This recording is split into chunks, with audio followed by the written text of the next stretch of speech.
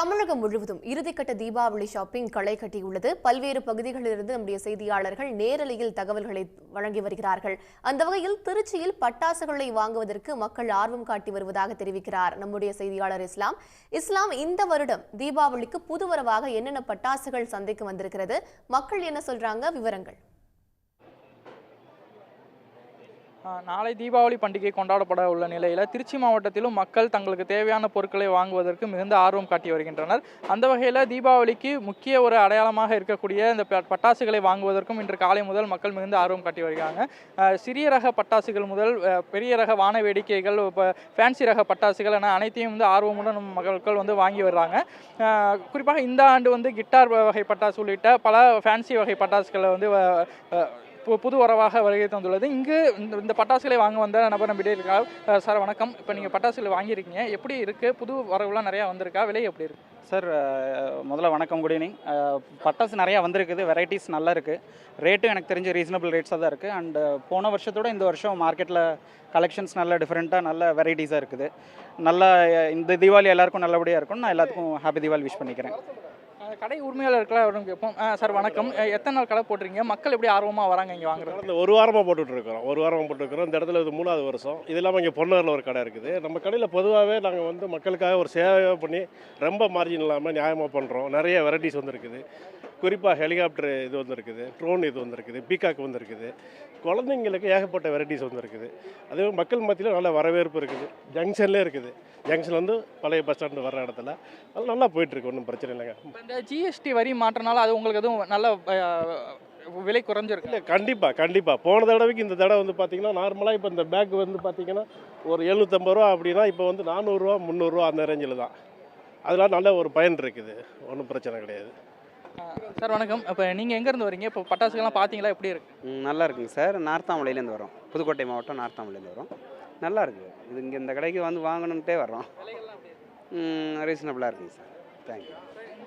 பல வகையான பட்டாசுகள் வந்துள்ளது. மக்கள் மிகுந்த ஆர்வத்துடன் வாங்கி வராங்க. நாளை தீபாவளி கொண்டாடப்பட உள்ள நிலையில் பெரும்பாலானோர் இன்றிலிருந்து பட்டாசுகள் வெடிக்க தொடங்கியிருக்காங்க. நாளை கண்டிப்பாக வெடிகள் வெடிக்க வேண்டும் என்கிற ஆர்வத்தில் இந்த வெடிகளை வாங்குவதற்கு மக்கள் ஆர்வம் காட்டி வராங்க.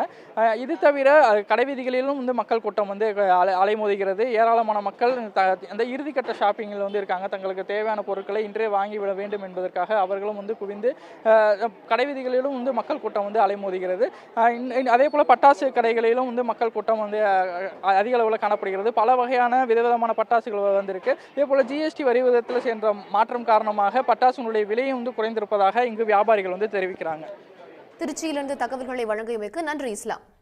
தொடர்ந்து கோவையிலிருந்து செய்தியாளர் மோகன் இணைந்திருக்கிறார். மோகன், அங்கு இறுதிக்கட்ட விற்பனை அப்படின்றது எந்த அளவுக்கு இருக்கு? இப்ப நீங்க எந்த பகுதியில் இருக்கீங்க?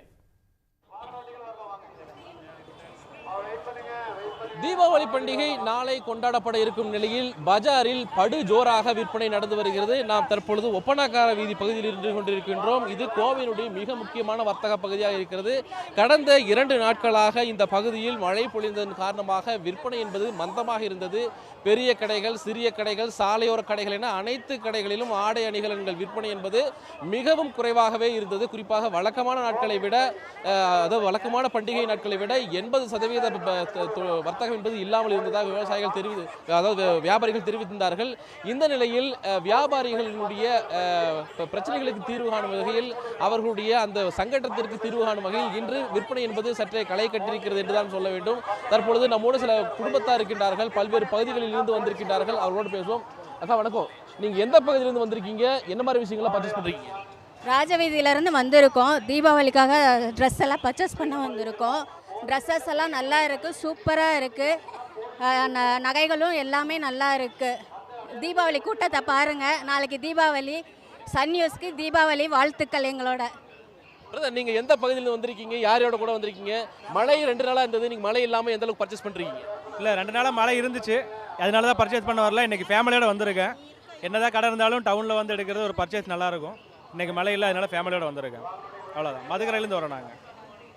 நீங்கள் குடும்பத்தோட வந்திருக்கீங்க, என்னென்ன பர்ச்சேஸ் பண்ணிட்டு இருக்கீங்க? நாங்கள் சேரீ எடுத்திருக்கோம். இது எங்கள் அண்ணன், அவங்க தாய்மாமனவர் சென்னையிலேருந்து வந்திருக்காரு.